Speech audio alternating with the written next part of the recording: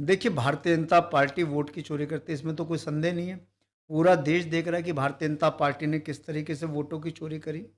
और दिल्ली के अंदर जब हम चुनाव लड़ रहे थे, Arvind Kejriwal ji with evidence election commission के पास गए, पूरे डॉक्यूमेंट लेके गए कि किस तरीके से दिल्ली में बड़े पैमाने पे मतदाताओं के नाम काटे गए और बड़े पैमाने पर फेक नाम जोड़े गए।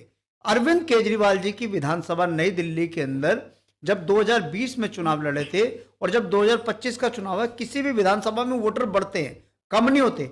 अरविंद केजरीवाल जी की एक नई दिल्ली विधानसभा जो बहुत छोटी विधानसभा थी, उसमें तकरीबन 50,000 वोट काटे गए और टारगेटेड काटे गए उन सेगमेंट्स में, उन कॉलोनीज में, उन स्लम बस्तियों में जहां अरविंद केजरीवाल जो आम आदमी पार्टी के वोटर ज्यादा थे। और वहां पे नए नाम जोड़े गए। नए नाम कैसे जोड़े गए कि एक सांसद की कोठी में 6 महीने पहले जब पार्लियामेंट के चुनाव हुए, उसमें 3 वोट थी और 6 महीने बाद एक सांसद की कोठी में जिसमें 3 वोट थी, 300 वोट बना दी गई। एक कमरे के मकान में 250 वोट बना दी गई।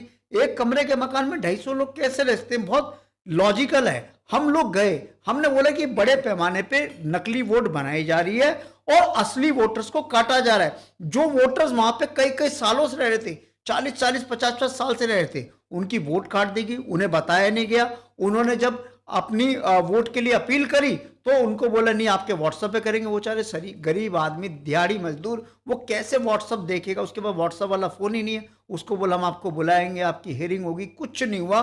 टारगेटेड तरीके से इन्होंने वोटें काटी पूरी दिल्ली में, हर विधानसभा में। ये बात इलेक्शन कमीशन में आपने शिकायत बिल्कुल शिकायत दी, हमने प्रेस कॉन्फ्रेंस, बिल्कुल शिकायत दी, प्रेस कॉन्फ्रेंस करी, इलेक्शन कमीशन को हम एफिडेविट देखिए। एफिडेविट तो बात की बात है, हमने तो इलेक्शन से पहले जब दिल्ली इलेक्शन तो सर इलेक्शन कमीशन पहले कह रहा है कि हमें